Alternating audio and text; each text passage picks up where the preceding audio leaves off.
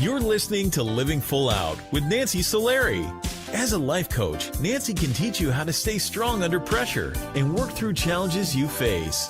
Being legally blind, Nancy inspires others to be resilient in overcoming obstacles and live full out.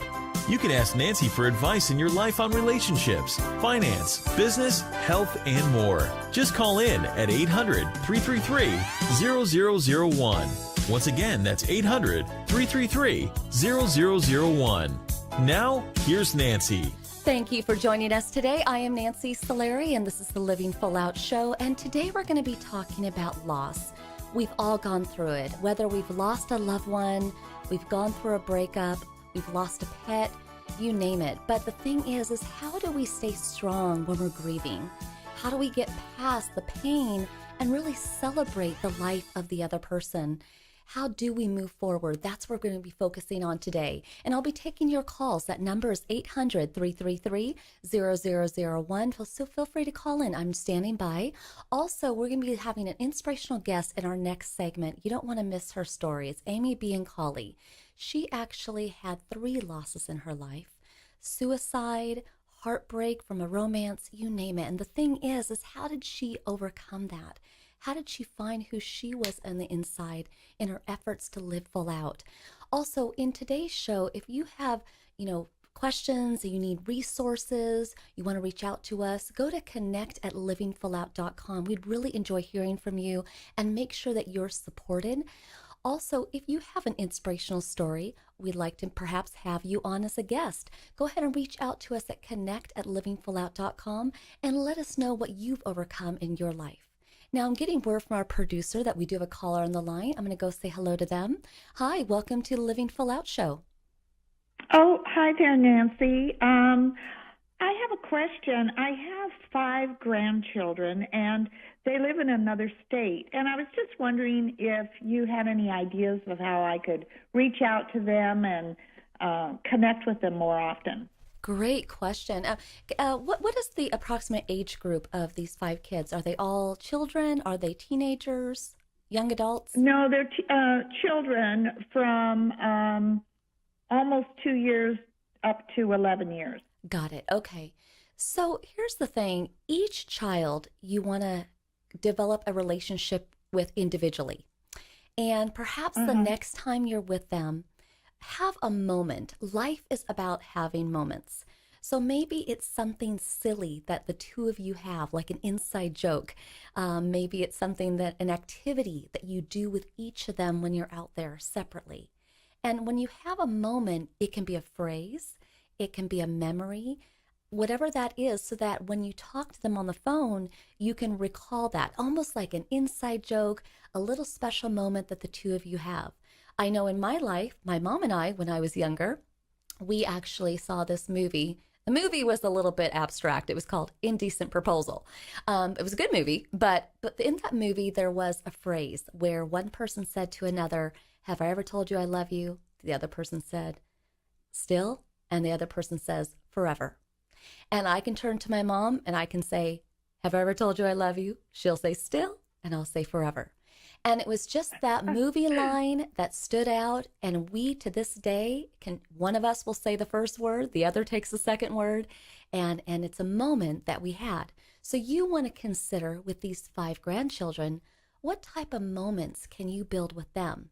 Again, maybe it's a favorite video that you share with them and you watch with them, and you find a moment within that video that you can reflect on together. Maybe take them to lunch, take them shopping, find out what they like, so that later on you can reflect back saying, "Oh my gosh, remember when we went shopping and we did that together?" If you can do that, I know you will build strong relationships. Is that something you can do?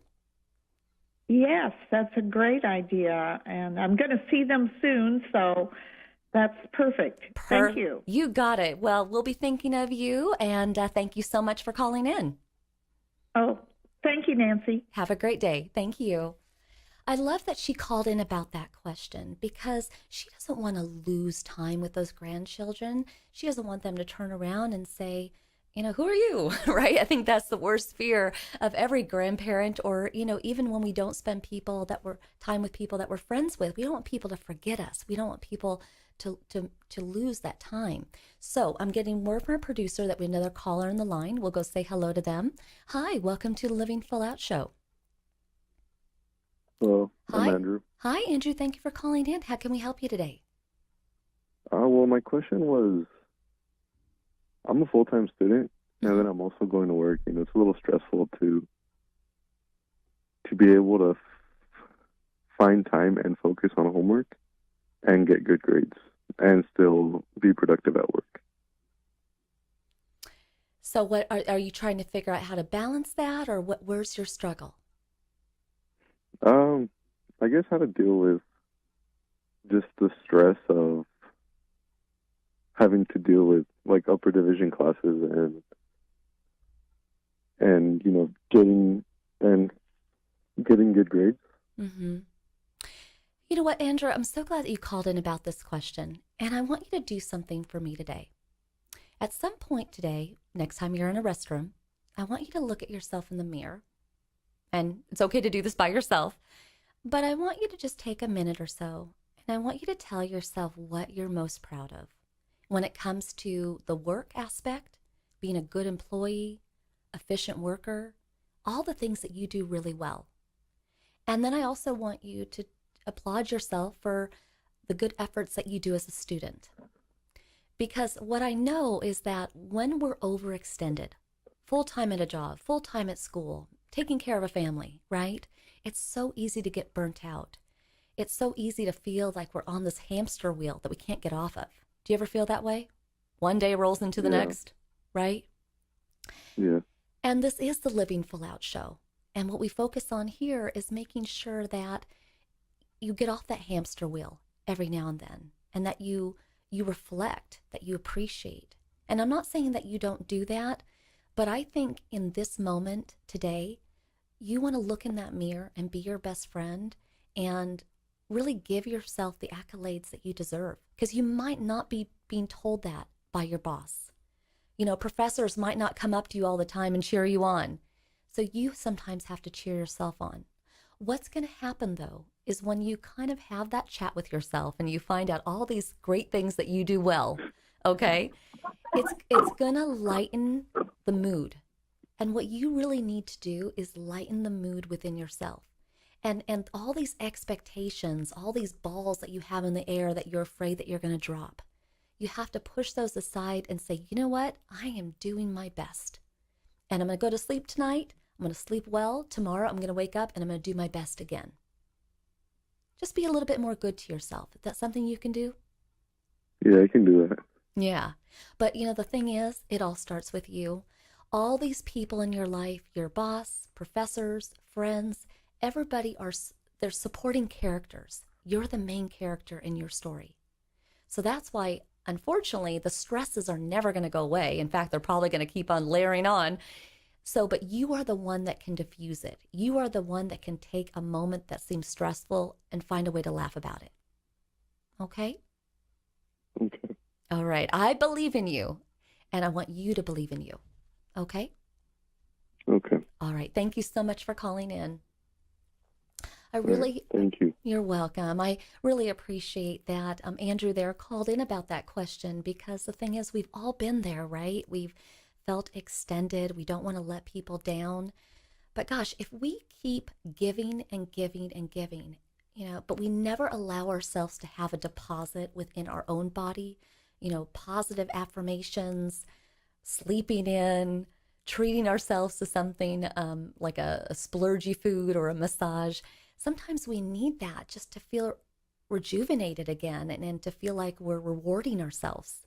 And as we talk about loss today, we really want to look back at, as these losses happen in our life, again, a loved one passes away, a breakup occurs, a loss of a job, rather than looking at that loss like something was taken from us, you want to look at that time that you had with that person, the time that you worked at that job, and see how it made you a better person, how it evolved you to where you are today.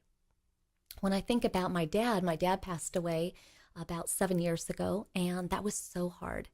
There were so many things I wish I had said to him because I was a product of a divorce.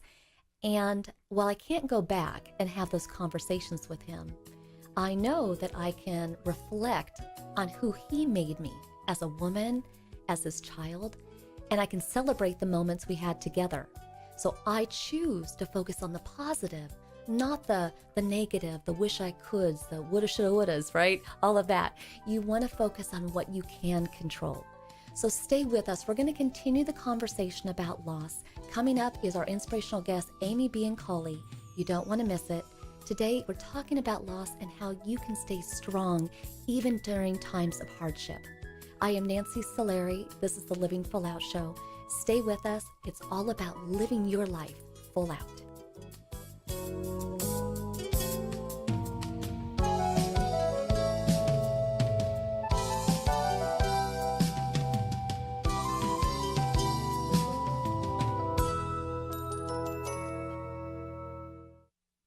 You're listening to Living Full Out with Nancy Solari.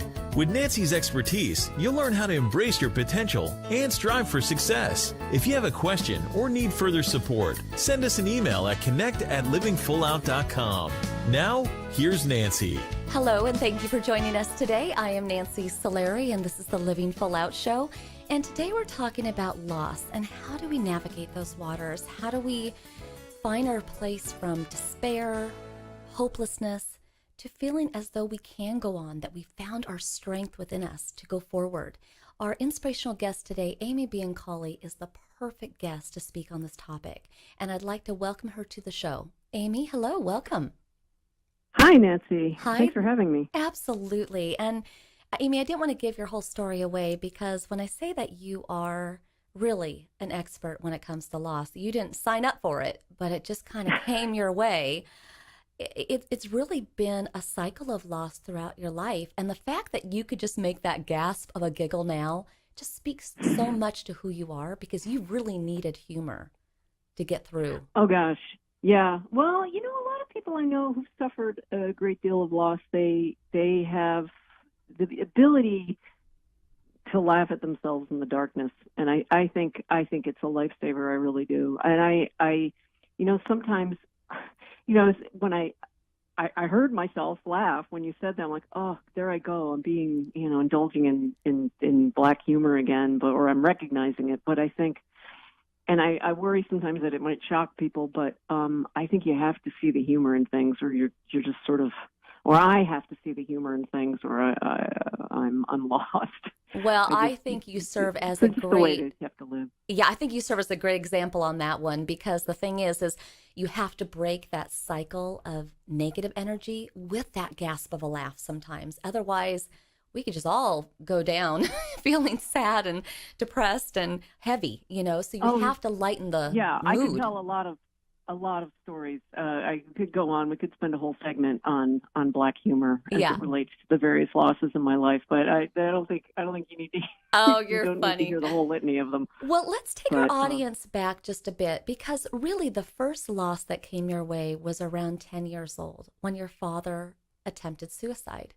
And, you know, a 10-year-old is just meant to play and have fun, not have to deal with such heavy issues.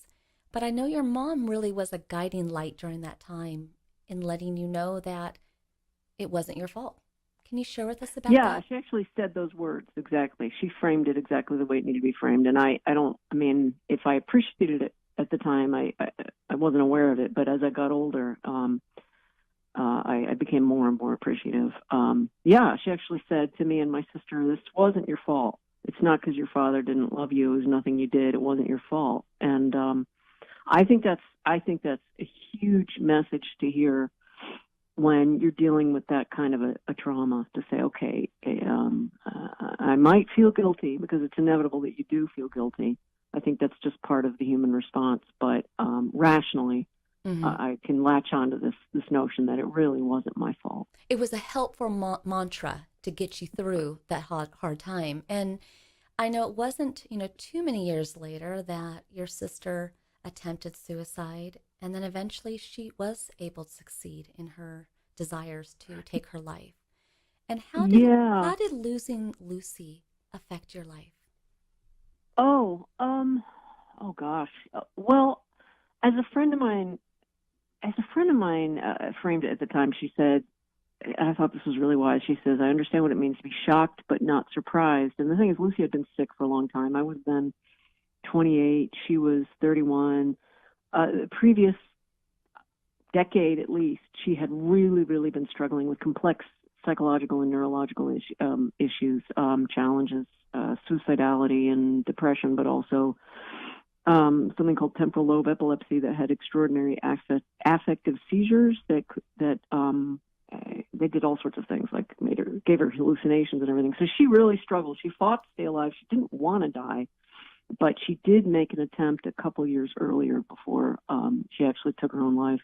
Mm. And so, I mean, I wasn't surprised, but it was a massive loss, and she was an extraordinary gift in my life. And it was really disorienting. I mean, I had just gotten married less than a year earlier, so I had already kind of embarked on what I thought was going to be. You don't know going into it what your life is going to be, but when you get married, that's a pretty big chapter, you're entering into. And then Lucy died, as I said, I think it was 9 or 10 months later, and I was blown away. I mean, even though I knew it could happen, and she and I had talked about it happening, and she had made an attempt, so I knew it, but it's a reality that you can't really wrap your head around until it hits you. Right. And I know that, unfortunately, it wasn't too much longer, years later, but your husband took his life. Yeah. And, at that point, was that another loss that you were expecting? No, not at all. My husband, I've said this before, and I can think of no better way of saying it. He was the sanest man I'd ever known until he wasn't. And that's about the gist of it. I mean, he had a 6-month spiral of anxiety, sleeplessness. It started with insomnia, which led to anxiety and depression, which spiraled into worse insomnia. And nothing helped. Nothing he tried helped. The Ambien kept him awake at night. And so I knew, I saw him over the course of those 6 months he was changing. I mean, he wasn't his usual self. He wasn't his well self. And so it was startling and dismaying to see. So when he finally did take his own life, I knew he wasn't. People talk about suicide as a choice, but it comes from such a place of such darkness that it's really not a choice. It's an action from a place of darkness. And so I knew it wasn't something that he chose. I knew it was something that he did in this altered state.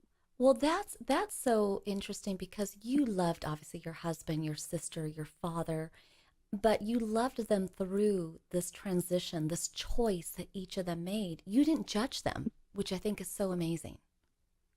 No. Well, the thing that was interesting with my father is that he did live. I mean, he came back. He was in a coma for 9 days, and then he was in a psych institution in Hartford called the Institute of Living for 6 months. Pure talk therapy. It was miraculous, the effect it had. And he came back kind of humble, filled with regret for what he'd done, and he had a renewed commitment to living. And I've come across some little things that he wrote when he was in the Institute. And so I know that he recognized it as a mistake.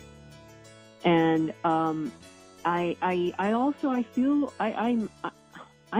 know that my husband, if he were here, he would recognize it as a mistake, as an action he took in darkness. But Amy, I want to pause. I want to pause right there, because where you're going is somewhere that I think we all really need to hear, because hindsight is 20/20, right? We can't go back in life, but I think it's important that we pick this up right after the commercial break. If you'll stay with us, okay?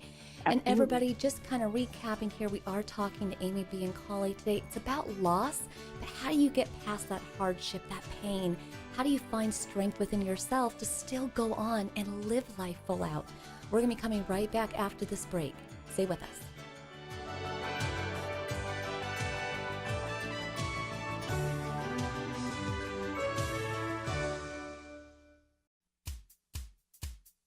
You're listening to Living Full Out with Nancy Solari.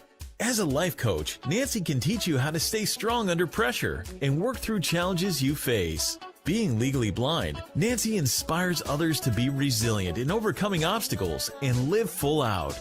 You can ask Nancy for advice in your life on relationships, finance, business, health, and more. Just call in at 800-333-0001. Once again, that's 800-333-0001. Now, here's Nancy. Welcome back to the Living Full Out Show. My name is Nancy Solari, and today we're talking about loss in all different forms. And our inspirational guest today, Amy Bioncholli, is no stranger to loss, having lost her husband and her sister to suicide and other heartbreaks along her journey. So I'd like to welcome Amy back to the show. Hello, Nancy. Hi, everybody. Hi, Amy. Thank you so much. It's a heavy topic, but you are a light in this heavy moment, okay? Because you're helping us to see how we can get through this grieving process and find that internal strength, which we're going to get to in a second. But I just want to recap on something we were talking about previously, because, you know, I know your father attempted suicide and he survived, but he had remorse for what he had done, his actions. Your husband, a larger than life personality. Of course, he would have made a different choice because he had you and your 3 kids and so much to live for. But when loss does happen and those who have passed are gone and those who are living are dealing with that grieving process, there's so much dialogue that goes into our minds. Like, could I have done something differently? I wish I had been there. Could, you know, all the woulda, coulda, shouldas. How did you quiet those voices for yourself? Well, that's a good question. I mean, part of it, before the break, you had asked also about not being angry.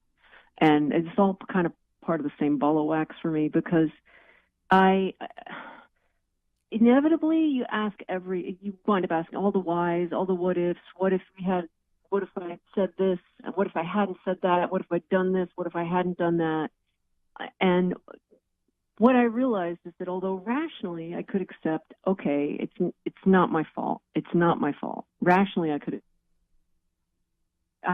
going to be irrational and human. I'm going to feel these powerful surges of guilt inevitably. And the best that I could do was to come at it, take a step back, come at my own thinking and say, my own feelings, and say, okay, the rational part of me looks at it and says, all right, you're going to be irrational about this. That's okay. You're being human.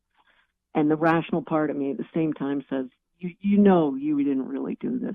And so for me to be just in that whirlwind of emotion, I just didn't have any room to be angry at the loved ones that I lost, because first of all, I knew how much they suffered. I knew that it wasn't actually really a rational choice. And I also knew there was nothing I could do about it to bring them back. Like it was done. Mm-hmm. And yes, the emotional repercussions that I was feeling had to do with my questioning, my going back and reliving everything. But ultimately, I knew that I had to accept this as part of the grieving process, and I had to accept that it wasn't really my fault. And that's the best I could do. Yeah.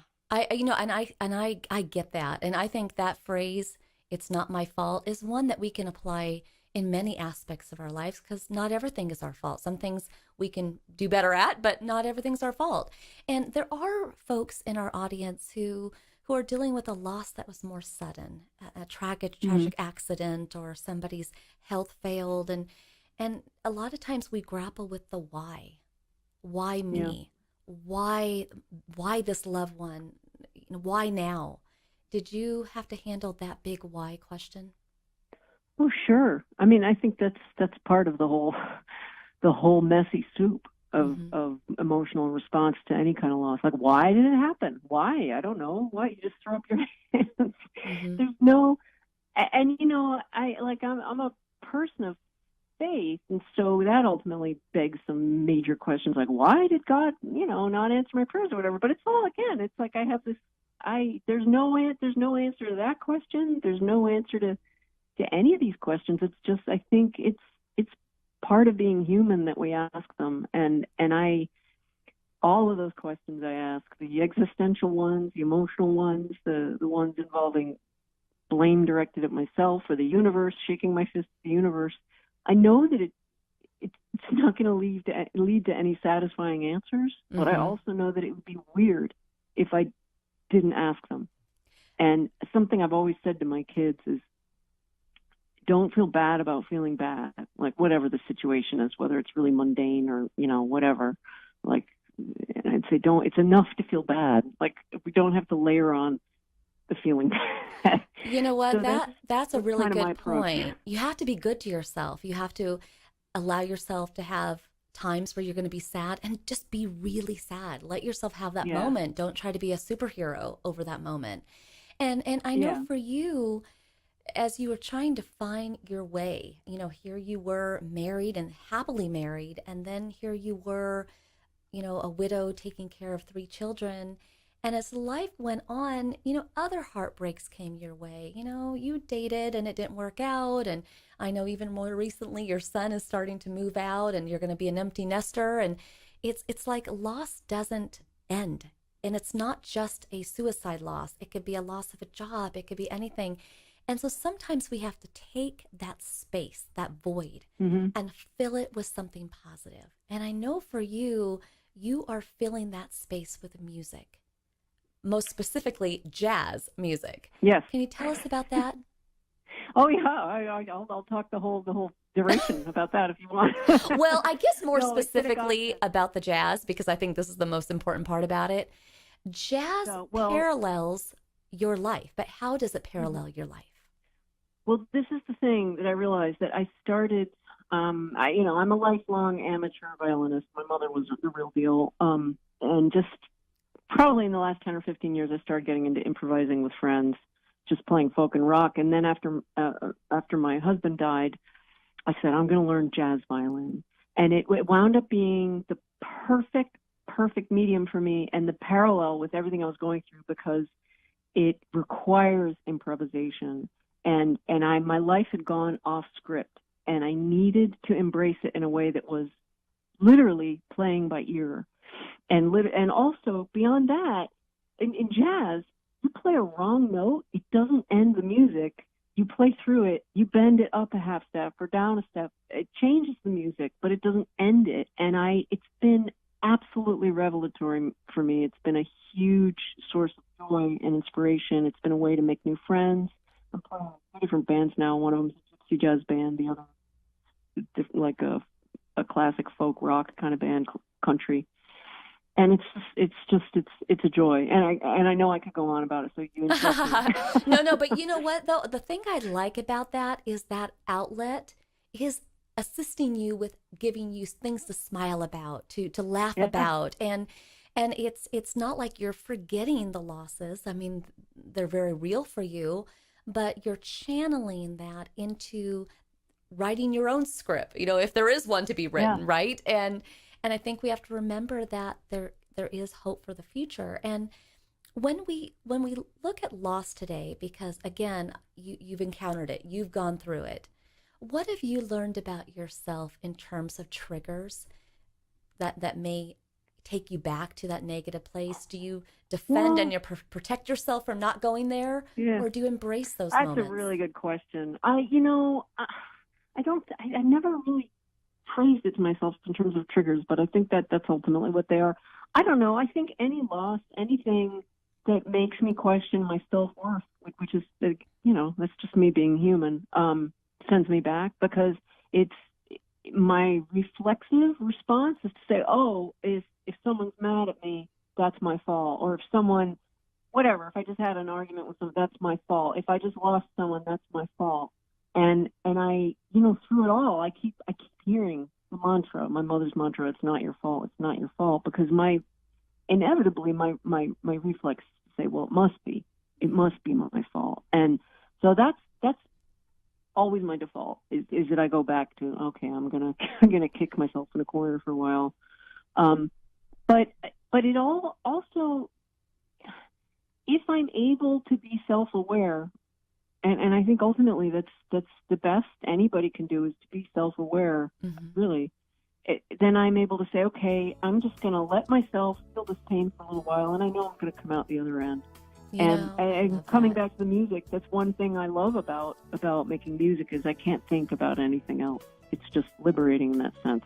You're in the moment, you're in the present. You're not thinking about the errors you made in the past or your fears about the future. And it's just a great way to live. Just being in the moment. Yeah, I mean, that's the only thing we can do. We don't have a guarantee of tomorrow, and we can't go back to yesterday. We only have this moment. And Amy, as we close up today's show, we'll only have a couple seconds here left in the show, but how could someone who is, so if someone has lost someone, how could another person be of support to that person? All the people in your life, I'm sure they were coming up to you, bringing your casseroles, but how could someone have helped you and said the right thing? That's a good question. I think just making an effort. I mean, because I think a lot of times people are afraid that they'll do the wrong thing or say the wrong thing. And what really matters is the reaching out itself. It's the effort, and because the love is in the effort, the support is in the effort. Whether or not you get it right, quote unquote, whatever that is, to me that never really mattered. And after a loss, sometimes people are stymied. They say, "Well, I don't know what to say, so I better not. I don't want to say the wrong thing, so I better not try to say anything." And ultimately, that doesn't matter because the person who's grieving isn't going to remember exactly what you said anyway because they're so blindsided and they're exhausted. But they are going to remember that you reached out, and they're going to remember the love that motivated the reaching out. Oh, that's such a good point. I'm telling you, the lessons keep on coming, Amy. You are just a wealth of love and happiness, and with all the loss that you've had, the fact that you are that person today, kudos to you. I mean, you are such a great example of what it means to live full out. So I really appreciate you being on today's show, and thank you for sharing your story with us. Well, thank you for listening, and thanks for inviting me on. Absolutely. Thank you, Amy. And for everybody listening, it is about overcoming those losses. We can't take them back. We can't even protect ourselves from losses. They're going to come. But we do have the ability, we have the choice to rise above them. We have the ability to turn to someone else, and whether you say the right thing or the wrong thing, it's about showing your love and support. It's about laughing when you can. And most of all, knowing that it's not your fault, that you might never get the answers that you're looking for, but it's all about moving forward and living your life full out. Stay with us. We're going to be taking your calls in the next break, so it's all about overcoming those losses in our life. We'll be right back.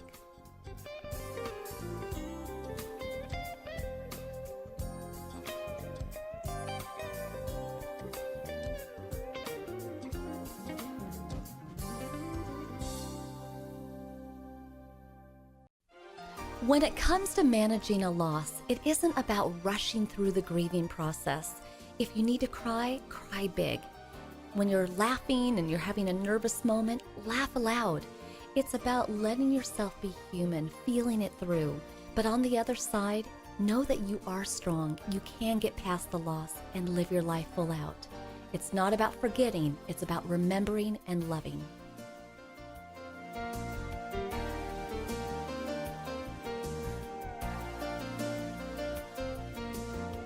You're listening to Living Full Out with Nancy Solari.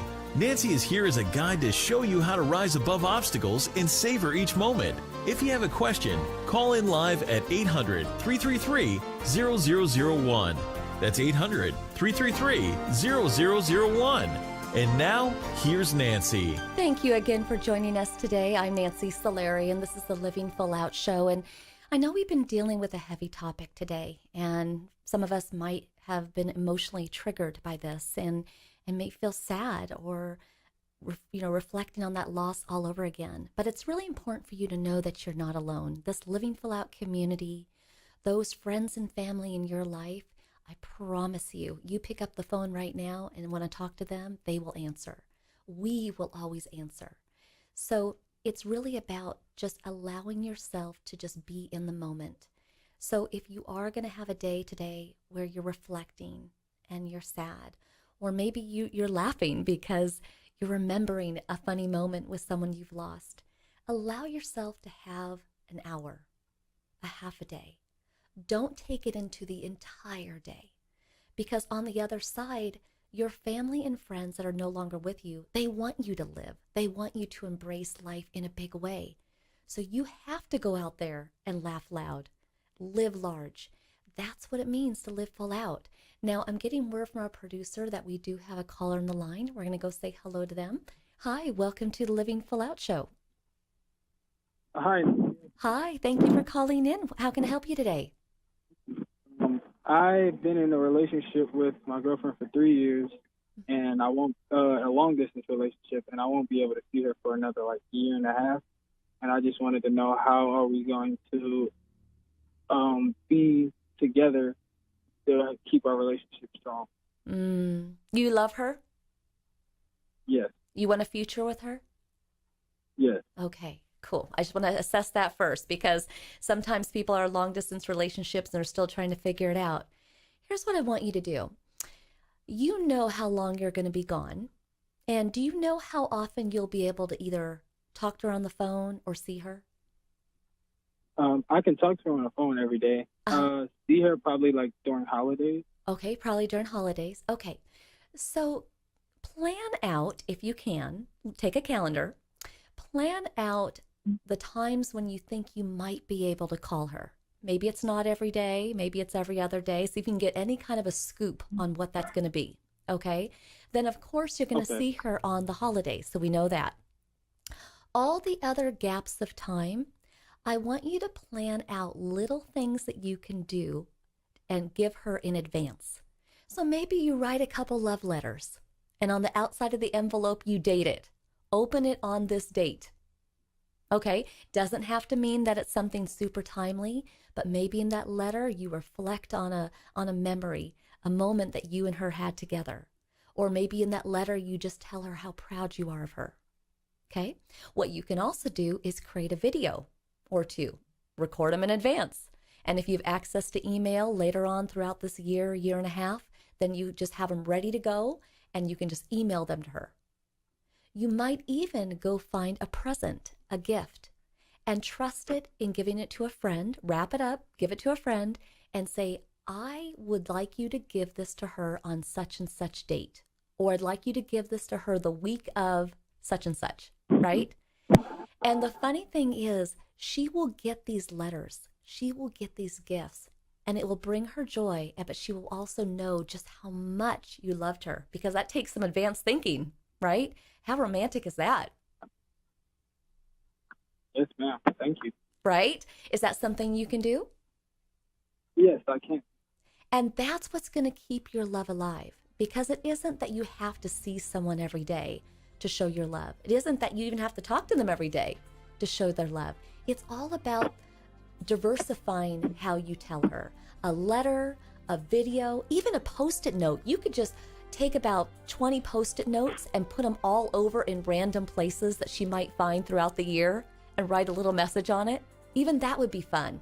But I think if you really think about it, sky's the limit. You can't go overboard, because us women, we love that stuff. Okay?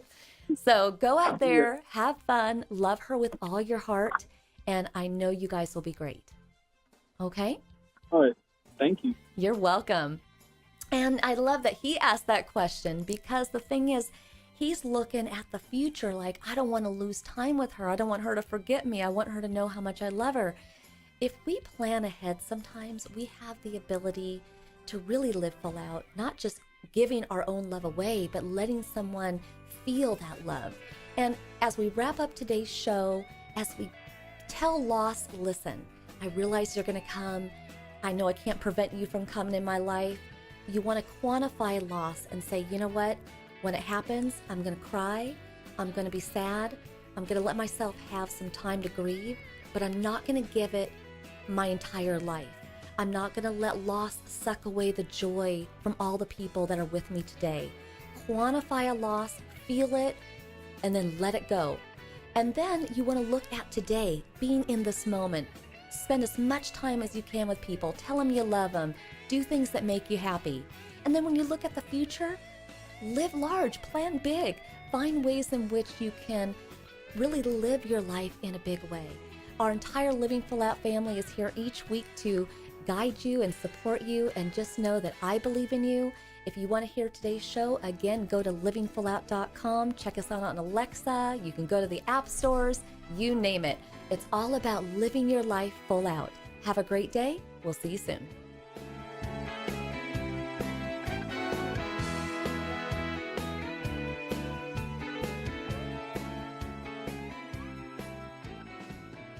Thank you for listening to the Living Full Out Show with Nancy Solari. To learn more about this program, visit livingfullout.com for the latest episodes. Connect with the Living Full Out community by following us on Facebook, Twitter, Instagram, and subscribing to our YouTube channel.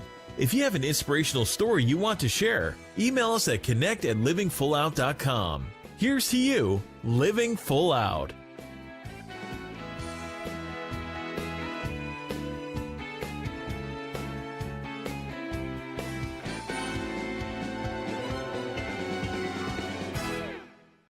Thank you for watching the Living Full Out YouTube channel. If you enjoyed this video, please make sure to hit the like button. And if you're interested in the content we provide, feel free to hit the subscribe button. Now, for more inspirational content, click the video on the right to get to know me, Nancy Solari, host of the Living Full Out Show and certified life coach, in more detail.